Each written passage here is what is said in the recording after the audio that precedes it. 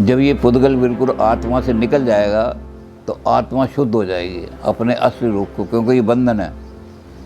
Physical चीज़ें जो हैं, भौतिक चीज़ें जो हैं वो सीमित होती हैं, गलनशील होती हैं, नश्वर होती हैं, अनलिमिटेड नहीं होती हैं। तो जब फिजिकल चीज़ें आत्मा में घुस जाती हैं तो लिमिटेशन आ जाती है, और जब वो फिजिकल चीज़ें हट जाएंगी तो आत्मा अनलिमिटेड हो जाती है। तो मोक्ष का स्वरूप जो जैनियों ने बताया है कि मोक्ष जो है वो अनंत चतुष्टय का ज्ञान हो जाता है।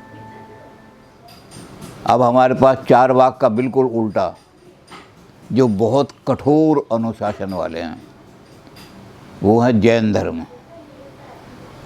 जैन धर्म ने जितना कठोर अनुशासन दिया है इतना दुनिया के किसी धर्म ने नहीं दिया, इसलिए जैन धर्म ज़्यादा प्रचलित नहीं हुआ।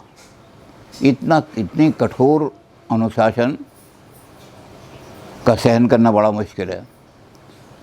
तो जैनियों ने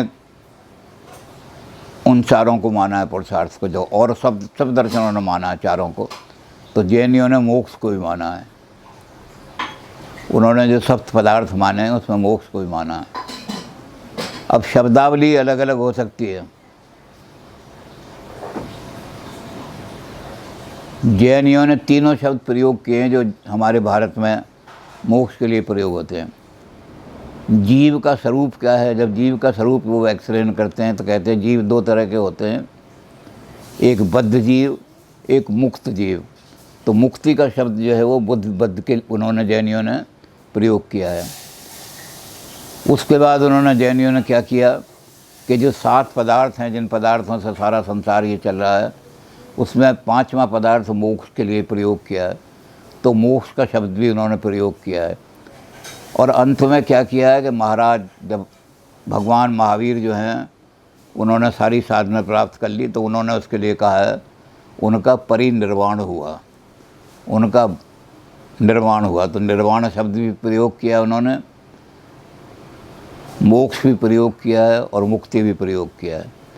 तीनों शब्द पर्यायवाची, यानी एक ही सांप कह दो या नाग कह दो या सर्प कह दो या उरक कह दो, एक ही बात है। तो इन्होंने जैनियों ने तीनों शब्द प्रयोग किए हैं समानार्थक, मुक्ति, मोक्ष और निर्वाण। अब इन तीनों का स्वरूप क्या है, ये हम जब जैन धर्म पर विचार कर रहे थे तो हम उस समय बहुत डिटेल से देख चुके। जैनियों में बंधन क्या माना है? मोक्ष तो जब ही होगी जब बंधन मानेंगे। तो बंधन क्या है? तो जैनियों ने कहा कि एक ऐसी वस्तु है जो उत्पन्न होती है, फिर पूर्ण होती है और फिर गल जाती है, नष्ट हो जाती है। उसके लिए उन्होंने एक विचित्र शब्द प्रयोग किया जो और कहीं नहीं प्रयोग होता, वो है पुद्गल। ये पुद्गल जो है ये भौतिक सारा, ये दोनों रूप में है। ये एटम रूप में भी है और विभव रूप में, बड़े रूप में भी है उनका, यानी उसको स्कंद कहते हैं, मिल जाते हैं जब। ये सारा संसार जो है उसी से चल रहा है, पुद्गल से, पुद्गल को चलाने वाले। अब ये पुद्गल क्या है? ये आत्मा जो है, आत्मा के अंदर कुछ कषाय होते हैं, कषाय माने चिपकने वाली चीज़। तो आत्मा के अंदर कुछ कषाय होते हैं, इसका भी हमने जब विचार किया था जब जैन धर्म पे कर रहे थे। तो ये पुद्गल की चीज़ें जो हैं, जब पुद्गल का कोई भी कण जब हमारी आत्मा की तरफ जाता है तो वहाँ आत्मा के साथ चिपक जाता है।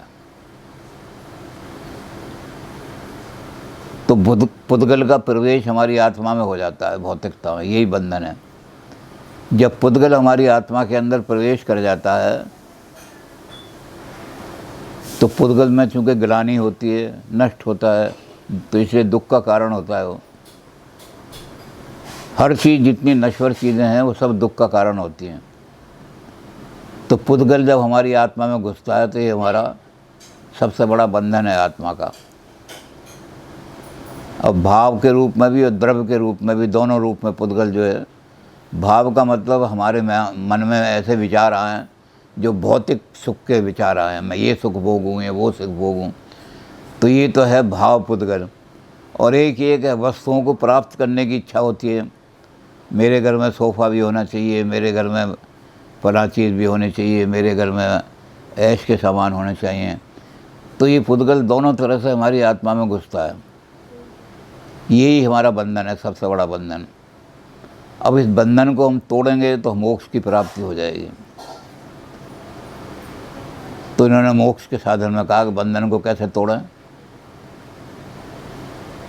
उसको मोक्ष और निर्वाण दोनों शब्द जैसे मैंने कहा प्रयोग किए इन्होंने। जब पदार्थ का वर्णन किया है तो मोक्ष शब्द प्रयोग किया है, और जब आदमी ने अपने बंधन काट दिए हैं जैसे महावीर स्वामी ने काट दिए तो वहाँ निर्वाण की बात कही है। तो ये इसको साधन क्या है इसका, तो इन्होंने कहा कि हमारे पास 3 चीज़ें हैं। सब ऐसे 7 पदार्थ माने, लेकिन 3 चीज़ें हैं हमारी। तो एक तो है हमारा कि जैसे पुद्गल हमारी आत्मा के अंदर प्रवेश करता है, उसको कहा इन्होंने आश्रव।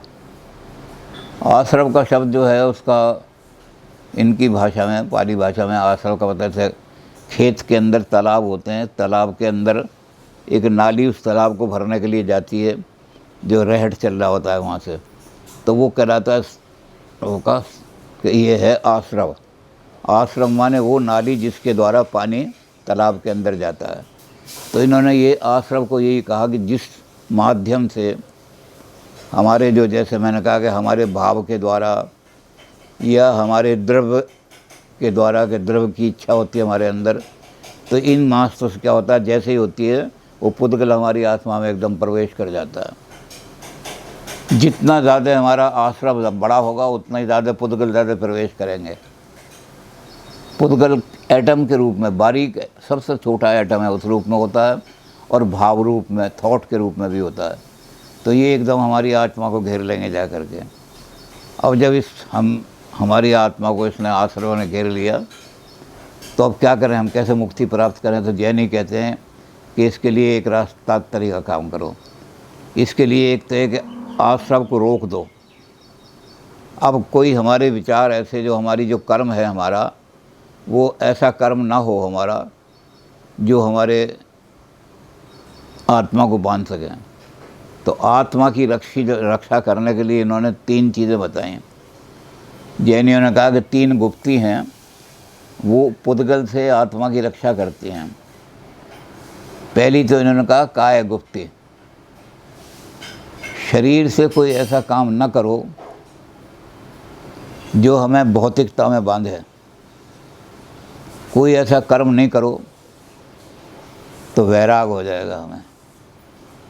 जो वस्तु हैं, जैनियों ने इस पर बहुत ज़्यादा लंबा चौड़ा कि ये करो वो करो, बड़े लंबे 21-22 तरीके बताए हैं शरीर को पाप से बचाने के, कि शरीर काया से कोई पाप ना होने पाए, वो आश्रव जो है हमारे शरीर में ना घुसे। तो एक इन्होंने काया गुप्ती बताई। फिर इन्होंने बताई वाक गुप्ती, मुँह से कोई ऐसा शब्द न बोलो जो भौतिकता को हमारे अंदर, यानी लोभ, लालच, इसके बारे में कोई बात अपने मन में मत आने दो, अपनी वाणी से भी मत बोलो लोभ और लालच की बात। और तीसरी चीज़ क्या करोगी, मनोगुप्ती। मनोगुप्ती में तो बहुत बड़ा जैनियों का बहुत ही कंट्रीब्यूशन है, लेकिन बहुत कठोर है। मनोगुप्ती में ये है कि भाव ऐसे आ जाते हैं, विचार ऐसे आ जाते हैं, जैसे संग्रह का विचार है, हिंसा का विचार है। तो मन में ऐसे विचार भी मत आने दो जो इस कार्मिक पुद्गल को, जो कर्म है हमारे, उन कार्मिक पुद्गल को हमारी आत्मा में घुसा दे। कर्मों के द्वारा ही ये जैसे कर्म होंगे उस पुद्गल के द्वारा वो हमारी आत्मा में घुसेगा। तो ये गुप्ती जो है हमारी आत्मा की रक्षा करेंगे। इसको इन्होंने कहा संवर। संवर के द्वारा आत्मा में नया आश्रव नहीं आएगा, नए पुद्गल नहीं आएंगे, भौतिकता हमारी आत्मा में प्रवेश नहीं करेगी। अब जो अंदर चिपक गए जा कर के, जब तक वो चिपके रहेंगे आत्मा दुख की अनुभूति करती रहेगी और दुखी रहेगी, और दुखी नहीं रहेगी बल्कि उसके अंदर भावना रहेगी मेरे पास ये चीज़ नहीं है, मेरे पास वो चीज़ नहीं है, तो दुखी होगी बड़ी। तो जो अंदर जम गए हैं उनको निकालने का तरीका करो। तो संवर से तो रोक दिया हमने, 3 गुप्ती लगा करके संवर। अब पानी नहीं जाएगा इस खेत के अंदर, अब कोई भी पुद्गल के कण एटम के रूप में हो, चाहे भाव रूप में हो, चाहे द्रव्य रूप में हो, अब हमारी आत्मा में नहीं आने पाएंगे।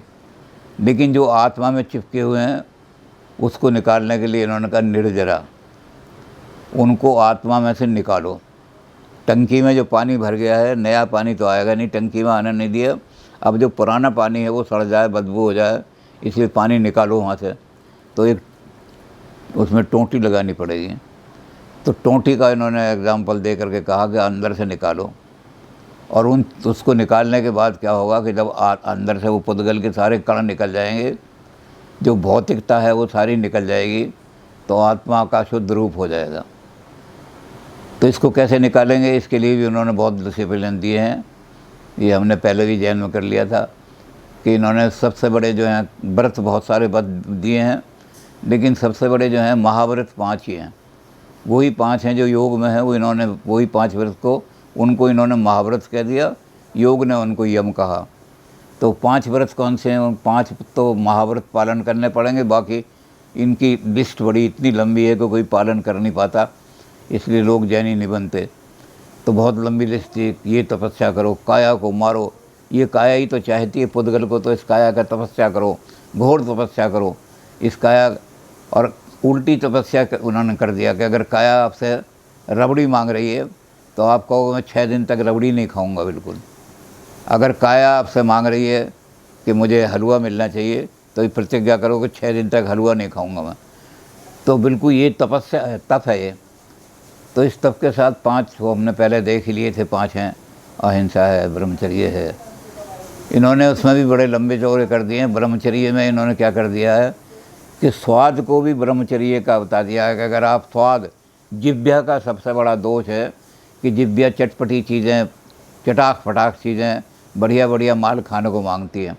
और जब ये जिह्वा में दोष आ जाता है, स्वाद ज़्यादा बन जाती है जिह्वा में, तो उस स्वाद के कारण से जिह्वा बड़े पाप करती है।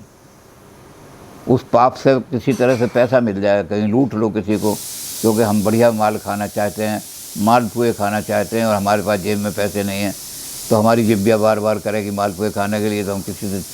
तो ये स्वाद को भी इन्होंने ब्रह्मचर्य नाश में मान लिया है जैनियों ने। तो बड़ा कठोर डिसिप्लिन है। तो इसके लिए इन्होंने शॉर्ट में हम चूँकि बात करेंगे, क्योंकि हम जैन दर्शन को बात कर चुके हैं। तो जैनियों ने कहा कि हमें 3 काम करने पड़ेंगे। ये 3 रत्न कहलाते हैं, त्रिरत्न ऑफ जैनिज्म। ये 3 रत्न जो हैं अगर आपके पास आ गए तो आप पुद्गल से बिल्कुल मुक्त, यानी आपका वो भी बंद हो जाएगा, आश्रम भी बंद हो जाएगा, आश्रम का आना संवर हो जाएगा और संवर के द्वारा वो बंद हो जाएगा, और उसके बाद ये आप निर्जरा के द्वारा वो भी निकाल देंगे। तो 3 चीज़ें इन्होंने बताई हैं। इन्होंने कहा कि सम्यक दर्शन। सम्यक दर्शन क्या है?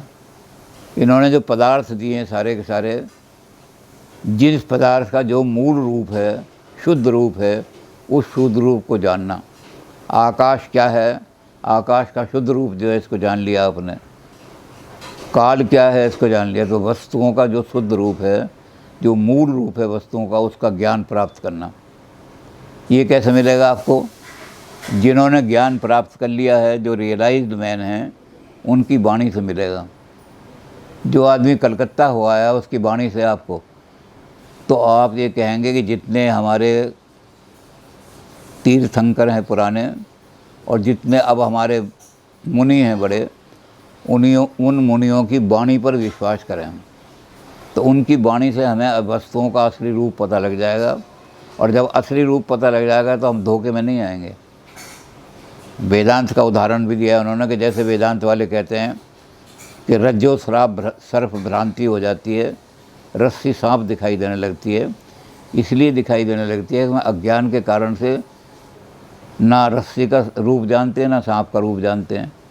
अगर हमें सांप का रूप पता लग जाए तो हम कभी भी, क्योंकि सांप में और रस्सी में सबसे बड़ा अंतर है कि सांप हिल रहा होगा, ज़रूर हिलने जुलने वाला होगा, चेतन सा होगा, रस्सी में चेतना नहीं होती।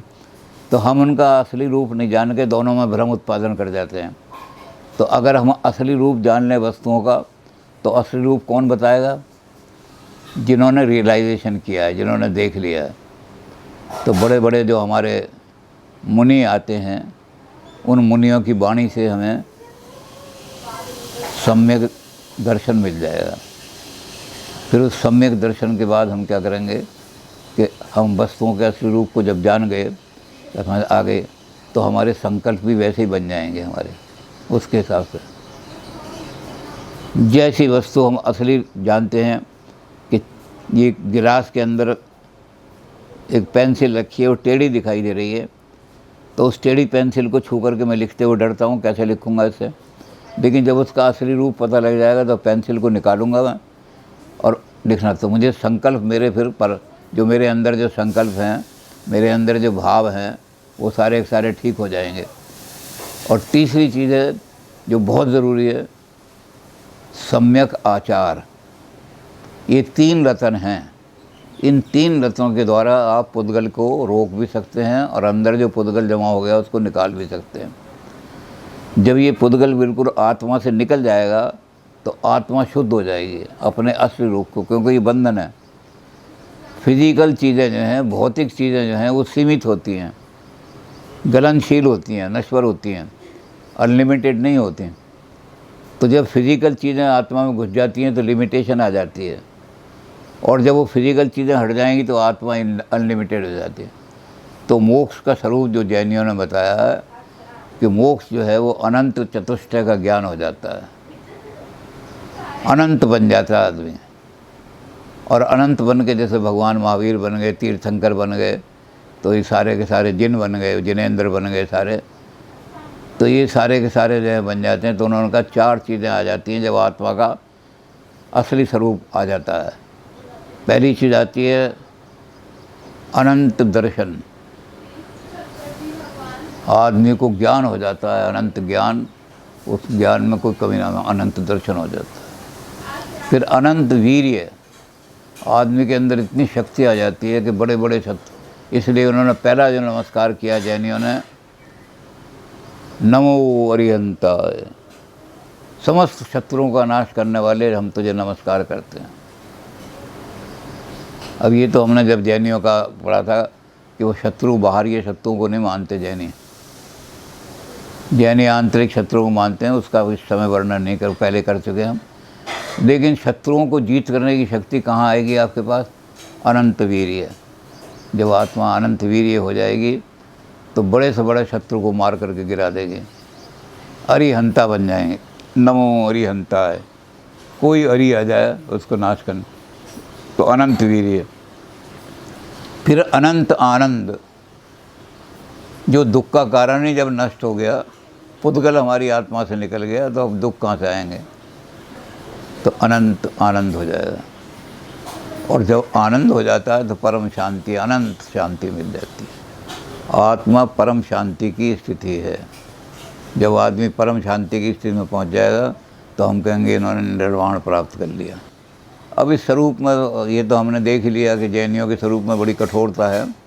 उन्होंने महाभारत, बाद में फिर जो लेटर जैनी आए, उन्होंने क्या काम किया कि उन्होंने कर दिया कि ये महाव्रत तो सन्यासियों के लिए हैं, गृहस्थी इन महाव्रतों का इतना कठोर पालन नहीं कर सकता, इसलिए उन्होंने अनुव्रत बना दिए। और अनुव्रत बना के कर दिया ताकि ऐसा ना हो कि जैन धर्म ही छोड़ जाएं, लोग भाग जाएं, वो यहाँ इतना कठोर पालन नहीं कर सकते। तो फिर वो ढीला कर दिया काम। लेकिन मूल रूप में यही है कि आपके बहुत सारे उन्होंने 21-22 व्रत बता दिए कि इन व्रतों का पालन करो तो आपको छुट्टी मिलेगी। अब जैसे परिग्रह को सारी बुराइयों की जड़ मानते हैं जैनी, तो परिग्रह के अंदर ये होता है कि संग्रह करने की इच्छा होती है, ये चीज़ भी रख लूँ, ये चीज़ भी रख लूँ। तो जैनी कहते हैं कि जब आप भौतिकता से मुक्त होना चाहते हो तो परिग्रह का व्रत बिल्कुल करो। अपरिग्रह, जितनी मेरे जीवन को चलाने के लिए या जो मैं कर्म कर रहा हूँ उस कर्म को चलाने के लिए जितनी आवश्यकता है उससे अधिक मैं संग्रह करने का भाव भी नहीं, क्योंकि भाव पुद्गल भी, अगर भाव भी आ जाए तो आत्मा में घुस जाते हैं, भौतिकता घुस जाती है। तो इसलिए जैन धर्म बड़ी कठोर बातें करता है, लेकिन त्रिरत्न जैन धर्म के यही हैं। आप तीनों चीज़ों का अनंत दर्शन जानो, अनंत संकल्प कर लो, और अनंत 3 चीज़ों में अनंत, इन चीज़ों को ले लो तीनों को, तो आप तीन रत्न, सम्यक दर्शन, सम्यक संकल्प, सम्यक चरित्र, जब ये तीनों आ जाएंगे तो आप समझ लो कि अब आपकी आत्मा मुक्त हो गई। अब कई जगह जैनियों में ऐसा वर्णन आता है, उससे ये लगता है कि जैन भी दोनों तरह की मुक्ति मानते हैं, सदेह मुक्ति भी और विदेह मुक्ति भी। हमारे बड़े बड़े जो मुनि हैं वो उस स्थिति में पहुंच जाते हैं कि इस देह को तो अभी त्याग नहीं सकते, क्योंकि कर्म के हिसाब से कि हमने जो कर्म किया है, क्योंकि जैनी जो हैं वो पूर्व जन्म को मानते हैं। तो आयु कर्म, आप जब पिछले जन्म में आपने बहुत अच्छे कर्म किए तो आपको आयु मिल गई लंबी। अब आपने अपने निर्जरा वर्जरा से सारे पाप, उससे भौतिकता से छुट्टी तो पा ली, लेकिन प्राचीन कर्म के कारण से आयु आपको भोगनी है 100 वर्ष की। तो वो जो है आपका वो ऐसा होगा कि आप सब चीज़ों से विरक्त हो जाओगे, लेकिन संसार को भोगोगे। तो ये सदैव मुक्ति हो जाएगी कि मुक्त है आप हर चीज़ है। भौतिकता आपके अंदर बिल्कुल नहीं आएगी, भौतिक इच्छाएं भी नहीं आएंगी, लेकिन आप शरीर को चलते रहेंगे। तो जैनियों ने दोनों तरह की मुक्ति मानी, और दर्शनों ने भी सबने मानी है। ये हमारे सारे दर्शन मानते हैं।